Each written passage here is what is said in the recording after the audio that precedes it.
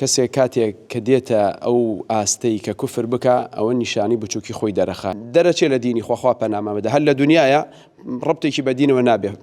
ئیتر پێوترێ مرتد و هەڵگەڕاوە لە قیامەتیشە سزای هەتایی بۆ هەیە دیارە ئەو کەسانی کە کفرەکەن حەقیقەتەن لە گەورەی خوا حاڵی نەبوون لە عەزەمەتی خوا حاڵی نەبوون کەسێک کاتێک کە دێتە ئەو ئاستەی کە کوفر بکە ئەوە نیشانی بچووکی خۆی دەرەخات نیشانی کەم عەقلی خۆی دەرەخات نیشانی ئەوە دەرەخات کە ئەمە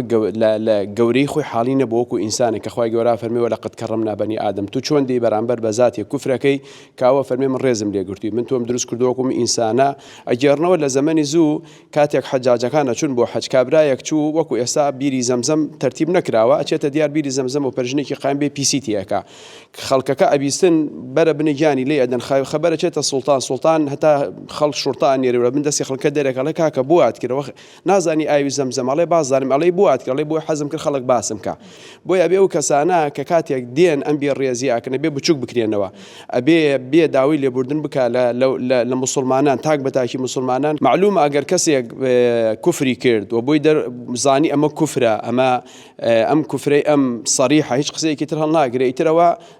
دەرەچێت لە دینی خوا پەنامەمەدە هەر لە دنیایە ڕەبتێکی بە دینەوە نابێ ئیتر پێوترێ مرتد و هەڵگەڕاوە لە قیامەتیشە سزای هەتایی بۆ هەیە